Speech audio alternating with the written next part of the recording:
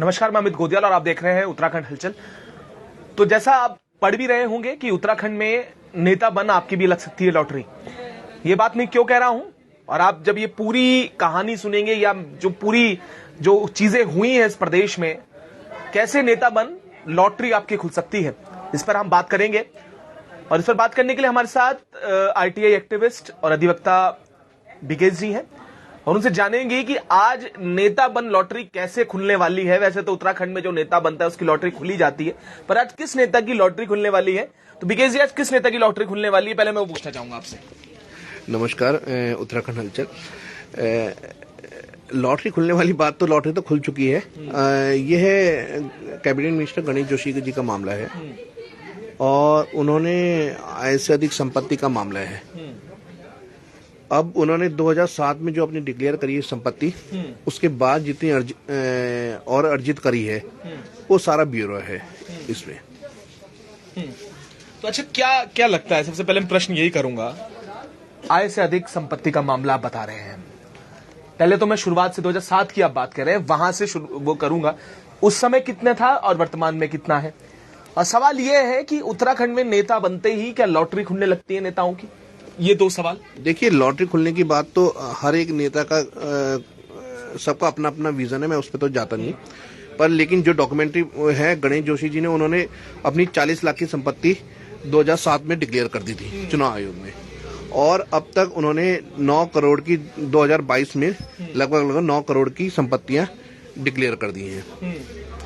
और जो उनको तनख्वाह जो अभी मिली है 2007 से लेके अब तक, वो केवल 36 लाख रुपए मिले हैं। तो अब उसमें डिफरेंस इतना आ गया कि ये कैलकुलेट करके आप खुद ही देख लीजिए कि ये पैसा आया कहां से। जी, 36 लाख रुपए आप बात कर रहे हैं कि 36 लाख रुपए अभी तक उन्होंने कमाया है एक तरह से तनख्वाह के रूप में जो है। ये भी बड़ी समझने की बात मैं कहूंगा, क्योंकि लोगों को लगता है कि 2.5 लाख रुपए, 2 लाख रुपए तनख्वाह होती है विधायक की।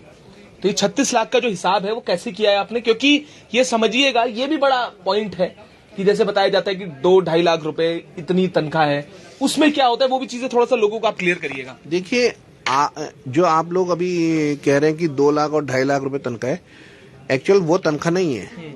तनख्वाह तो इनको जो 2007 में मिलती थी 3,000 थी। उसमें भत्ते थे कि किसी में पहले 1 लाख 1.5 लाख रुपए वो भत्ता आता था, मेडिकल का आता था और प्लेन का खर्चा आता था। तो आप टोटल उन सबको कैलकुलेट करके आप बताते थे इनको 1.5-2 लाख रुपए, 2.5 लाख रुपए ऐसे मिलते हैं मंत्री। और उसके बाद इनकी तनख्वाह 2012 में जो इनकी तनख्वाह आई है, पहले फिर 5,000 भी है 2012 के बाद। अभी आपको एक चीज, 2007 में 3,000 थी, 2008 में अप्रैल के महीने से इनको 5,000 मिली, 2000 आपके 14 से इनको मिली 10,000 रुपए, और उसके बाद 2017 से अप्रैल के महीने से 30,000 रुपए तनख्वाह है विधायक की। भत्ते आपके जो हैं वो विधानसभा भ्रमण का है 1.5 लाख रुपए, मेडिकल और स्टेनो का है 12,000 रुपए, न्यूज़पेपर का 500 रुपए, इन सबको, और प्लेन का है 20-1,000 रुपए। ऐसी है टोटल कैलकुलेट करके जो आता है वो आता है लगभग इनका 2-1 के करीबन आ जाता है, 2-2.5 के करीबन इनकी टोटल आप इनको सैलरी को गिनते हो। पर सैलरी जो एक्चुअल है वो है उतनी 30,000 जो अब चल रही है, और मंत्री की है 90,000 रुपए। तो ये डिफरेंस है। तो आप उस भत्तों को कैलकुलेट नहीं करोगे, आप वेतन को कैलकुलेट करके जो आया है 36,54,000 के करीबन। ये भी एक बयान है कि जब मंत्री जी से पूछा गया तो उन्होंने कहा कि वो इतने समय से विधायक हैं, तो ये संपत्ति जो आप कह रहे हैं 25 के आसपास, आपने अभी कितनी संपत्ति जो है इन्होंने घोषित की है, या कितनी संपत्ति आपकी जो डिटेल है ये आपके पास है अभी? देखिए, कई संपत्तियां, कम से कम 30 संपत्तियां हैं, और उसमें लीज भी है, गिफ्ट भी है, सब मिला के ये है। और जो आप कह रहे हैं, मंत्री जी कह रहे हैं कि 4 बार का मैं विधायक रहा हूं और मंत्री भी रहा हूं, तो हमारा तो सीधा कहना है कि आप विधायक और मंत्री जो भी रहे हैं, आपको टोटल अब तक जो कैलकुलेशन करके तनख्वाह मिली है वो मिली है 36,54,000। बाकी का पैसा कहाँ से आया वो आप बता दीजिए।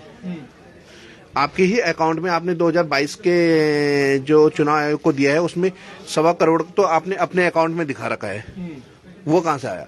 फिर आपने जो दिखाया है 22 में 29,99,000 कुछ का आपने चुनाव में खर्चा दिखाया है, तो आपने ये नहीं बताया कि मुझे पार्टी फंड्स में, आपने अपना बताया हुआ है, एफिडेविट के साथ दे रखा आपने।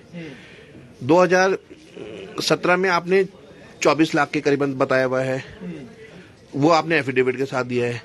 2012 में जो आपने दिखाया है 9 लाख का दिखाया है, जिसमें से आपने दिखाया कि 5 लाख रुपए मुझे पार्टी ने दिए हैं, वहां पर आपने ये डिक्लेयर करा है, बाकी में कहीं आपने ये डिक्लेयर नहीं करा। तो आप ये बताइए ये पैसा आपके पास कहां से आया?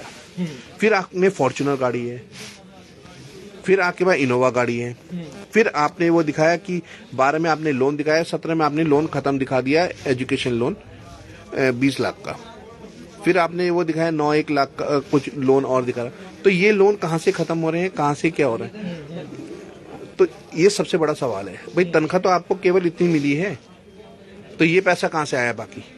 आप वो बता दीजिए। कितनी संपत्ति, अभी कीमत क्या है संपत्ति की जो आपने अभी एस्टिमेट किया है, या उस समय भी ली होगी, अब आज की कीमत क्या है, या उस समय जब खरीदी होगी उसकी कीमत क्या है? मार्केट वैल्यू तो बहुत ज्यादा है, मैं उस पर तो अभी जाता नहीं हूँ, पर लेकिन जो उन्होंने डिक्लेयर करा है जो, और हमने अभी कैलकुलेट कर, जो स्टैम्प ड्यूटी वगैरह लगा के जो सारा वो है, और जो व्हाइट का जो मनी है वो लगभग 5-5.5 करोड़ के करीबन, तो उसका जमीन की वैल्यू आई है। लीज की अलग है, गिफ्ट की अलग है। फिर उसके बाद तुम्हारा कैश आ गया जो बैंकों में जमा है, और तुम्हारा एफडी आ गई, वो अलग है। तो टोटल कैलकुलेशन करके 9-1 करोड़ का हिसाब आया है। जो आप अभी बता रहे हैं कि मार्केट वैल्यू नहीं है, वो आप बता रहे हैं कि अभी नॉर्मली जो डिक्लेयर्ड है। और अगर मार्केट वैल्यू की हम बात करें, मतलब मैं अमूमन ऐसे इसलिए पूछ रहा हूँ कि अभी वर्तमान में कितने करोड़, कितने की होगी प्रॉपर्टी? 100 करोड़ से ऊपर होगी। 100 करोड़ से ऊपर आप कैलकुलेट कर लीजिए। ये मेरी नहीं है, ये तो आप किसी भी डीलर से पूछ लेना, या किसी भी आम आदमी से पूछ लेना, भाई इतनी बीघा जमीन है, यहाँ पर जमीन है, इसकी वैल्यूएशन क्या है। ये तो मार्केट की वैल्यूएशन अलग ही होती है, और गवर्नमेंट रेट की अलग होती है। हमने तो जो गवर्नमेंट रेट है हमने उसकी कैलकुलेशन करी हुई, और वो भी वो करी है जो इन्होंने चुनाव आयोग में डिक्लेयर करा है। इसके अलावा हम कहीं जा नहीं रहे। अब चुनाव आयोग में जो इन्होंने डिक्लेयर करा है, सब कुछ वो बताया है, वही हमने आपको कैलकुलेट करके बता दिया। तो क्या लगता है केस जी, ये तो बड़ा चमत्कार वाली बात है कि 100 करोड़ की प्रॉपर्टी और 36 लाख रुपए के आसपास आप बोल रहे हैं कि कमाया गया है, जो तनख्वाह के हिसाब से जो आपने कैलकुलेशन की। तो 36 लाख रुपए और एक तरफ 100 करोड़ के हिसाब से, अगर जो मार्केट वैल्यू के हिसाब से हम देखा जाए, तो ये तो बड़ा डिफरेंस है, बड़ा डिफरेंस में भी है। और अगर इसकी गवर्नमेंट रेट के हिसाब से भी हम देखें तो आप 5-1 करोड़ के हिसाब आप बता रहे हैं वहां पे, तो इतना बड़ा डिफरेंस, तो इसका मतलब ये तो साफ है कि लॉटरी निकल चुकी है। और सवाल ये भी है कि ये कौन कैसे हो जाता है, और ये नेताओं का अमूमन देखा गया है, और प्रदेशों में भी देखा गया है, इस प्रदेश में भी हमने कई किस्से देखे। इस पर क्या कहेंगे? देखिए इसमें क्या कहना है, ये तो सब लोग समझदार है कि कहां से आया, वरना आप सीधा लगाइए एक जो सिपाही है, चपड़ासी है, या क्लास 4 में है, क्लास 3 में है, इनकी तनख्वाही इतनी हो रही है 25-30 हजार जो भी है, तो उनके पास अथा इतनी संपत्ति तो है नहीं। अब इनके पास कैसा है वो कैलकुलेशन बता दें, सीधी बात है। भाई ये कहते हैं 4 बार विधायक रहे, हम तो कह रहे माननीय जो पीएम साहब हैं वो तो गुजरात में 4 बार मुख्यमंत्री रहे, उनके नाम तो इतनी संपत्ति है नहीं, और यहाँ 2 बार प्रधानमंत्री रह गए। इनके पास क्या फॉर्मूला है ये बता सकते हैं? ये भी बड़ी कमाल की बात है। ये बात सही कही है कि जो भी वर्तमान हमारे प्रधानमंत्री जी हैं, 2 बार प्रधानमंत्री बन चुके, उससे पहले भी सीएम गुजरात रहे हैं, तो उनपे कितनी संपत्ति, ये भी जांच, ये भी विषय है कि एक जो उन्होंने बयान दिया है कि वो विधायक रहे हैं, मंत्री रहे हैं, तो उनपे ये संपत्ति आई है। देखिए जी, सवाल ये है कि शिकायत आपने कहां कहां अभी इसकी की है, क्योंकि मुद्दे उठते हैं पर फिर से ठंडे बस्ते में चले जाते हैं। सबसे बड़ी बात है कि अभी ये जो मुद्दा आपने उठाया तो सोशल मीडिया में तक पहुंचा, कहीं उसमें नहीं पहुंच पाया, सर्कुलेट नहीं हो पाया।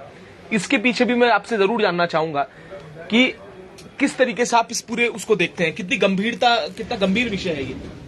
देखिए विषय तो बहुत गंभीर है कि जो चौथा स्तंभ है मीडिया, उसने जो भ्रष्टाचार के मामले को उजागर नहीं कर रहा है, तो बहुत निंदनीय बात है। हाँ, कुछ पोर्टल्स हैं, फेसबुक में लोगों ने इसको मामले को उछाला है, कुछ मीडिया चैनल्स ने भी उछाला है, पर जो जैसे प्रिंट मीडिया है उसके किसी भी उसने उछाला नहीं इस मामले को। ये तो बहुत मतलब एक निंदनीय बात है कि भ्रष्टाचार इतना बड़े पैमाने में और इतने बड़े आदमी कर रहे हैं, तो इस मामले को वो दबाना चाह रहे हैं। क्या हो रहा है ये तो सभी जानते हैं। एक आरोप लगता है विकेश जी, जब भी कोई मामला ऐसा उठता है तो अमूमन ये हमने सुनने को मिलता है कि ये कोई मुद्दे उठते हैं, उसका डीलिंग हो जाती है। ये मैं इसलिए कह रहा हूं कि लोगों के मन में, जैसे गामा का जो मैटर था उस पर भी फिर लोगों ने सवाल किया। उसके बाद ये चीजें बड़ी आम हो चुकी हैं कि जैसे ही आप कोई मुद्दा उठाते हैं उसके बाद ये बात होती है कि डीलिंग हो गई है, इसलिए विकेश जी चुप हो गए हैं। और इस मामले में ये अमूमन आपने भी सुनने में आया होगा, सोशल मीडिया पे भी हम सुनते हैं, जैसे मुद्दे उठाते हैं उसके बाद बोलते हैं कि अब क्या हुआ उस मामले का। इस पर क्या प्रतिक्रिया देंगे आप? देखिए जी, अब कोई क्या बोलता है उसको तो मैं नहीं बोल सकता। हम जो लीगल प्रोसीडिंग करते हैं तो लीगल तरीके से ही आगे की कार्रवाई होती है। पहले हमने 156 दिन डाला गामा वाले में, फिर पहले कंप्लेंट डाली, फिर 156 दिन डाला, फिर कोर्ट में मामला सब जुडिशियस हुआ, फिर वहां से जो ऑर्डर हुआ उसके लिए हम हाई कोर्ट मूव करें। तो हर चीज में टाइम लगता है। अब ये तो है नहीं कि हम सरकार में बैठे हैं कि हमने तुरंत ऑर्डर कर दिए, जबकि ये होना चाहिए था कायदे से, पर नहीं हुआ है। तो हम तो अपनी प्रोसीडिंग कर रहे हैं, जो लीगल प्रोसीडिंग है। इसमें अब क्या करने वाले हैं आगे, क्या कहाँ जा रहे हैं? ईडी में तो आप शायद एप्लीकेशन दे चुके हैं, शिकायत दे चुके हैं।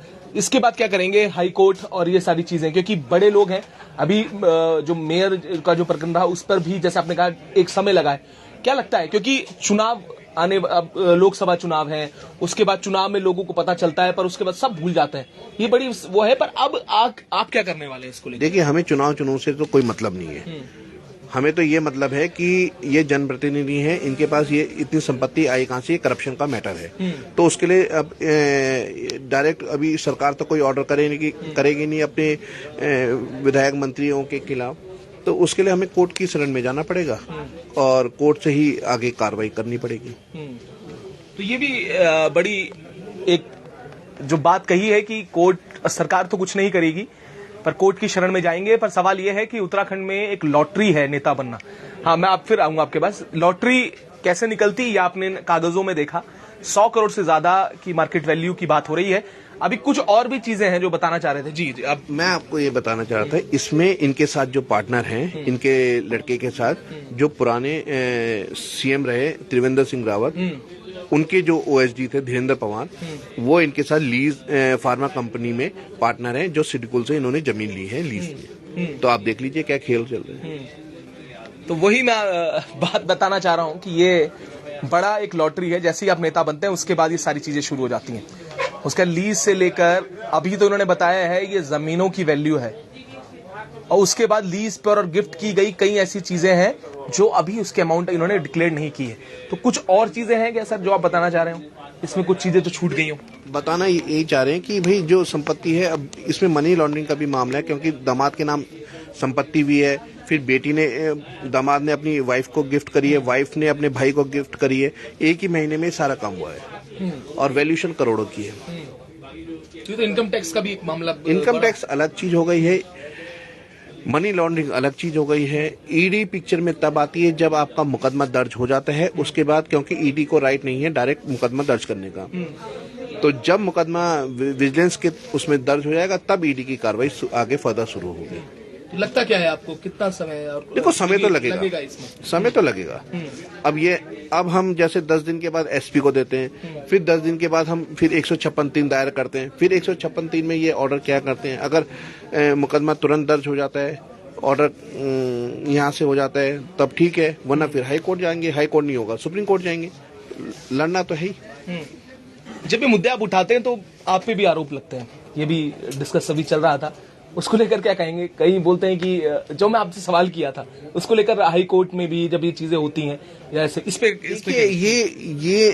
ये एक क्या कहते हैं, विपक्ष का जो ये काम है कि भाई जो सत्ता में बैठे हैं कि हमें दबाने के लिए, अब सरकार उनकी है, मुकदमे लिख सकते हैं, लिखवा सकते हैं, उसके लिए तो आगे लड़ना पड़ेगा। अब जब हम करप्शन के खिलाफ लड़ रहे हैं तो जिनकी सत्ता है वो तो लिखाएंगे, ठीक है, और कहीं भी कुछ भी दे देंगे। बाकी लिखाने से और प्रूफ होना बहुत बड़ी बात होती है। दूसरी चीज, एलिगेशन तो कुछ भी लग सकता है। एलिगेशन लगाने में तो आप किसी के ऊपर लगा दो, और जो आप सत्ता पे बैठे हो तो आप तो मुकदमे, भाई पुलिस आपकी है, पुलिस तो राजपूत है, भाई जिसका राज उनके पूत, आप मुकदमा लिखवा सकते हो। तो हम क्या कर सकते हैं उसमें। बाकी हमारा काम तो फिर आगे फिर उसकी लड़ाई लड़नी है ही, करप्शन के खिलाफ तो लड़ना है ही। ठीक है, ये बहुत बड़ा मामला है और इसे आप जरूर शेयर भी करिएगा, क्योंकि एक बड़ा खुलासा किया है 36 लाख से कैसे कोई नेता करोड़ों रुपए कमा लेता है। और ये वो चीजें हैं जो आम जनता को जरूर सोचनी चाहिए और जरूर समझनी भी चाहिए कि आखिर ये पैसा कहां से आता है और कहां का ये पैसा है और कैसे ये चीजें हुई हैं। इसमें आप जब सोचेंगे तो आपको पता चलेगा कि पर्दे के पीछे का खेल क्या है। तो अभी तो लीगल लड़ाई के लिए आशुतोष जी विकेश जी तैयार हो रहे हैं और आगे हाई कोर्ट से लेकर सुप्रीम कोर्ट तक की बात करें। पर अभी सवाल यह है कि सरकारें क्या करती हैं। जो जीरो टॉलरेंस की बात करते हैं, उन्हीं के जीरो टॉलरेंस के उसमें एक सरकारों में इस तरीके के पूरे जो प्रकरण निकल कर आते हैं तो क्या होगा। और ये जो बड़ा मुद्दा दिया है, इस पर आगे क्या होगा, इस पर भी हम नजर बनाए हुए हैं। तब तक के लिए आप ऐसे ही जुड़े रहिएगा और देखते रहिएगा उत्तराखंड हलचल।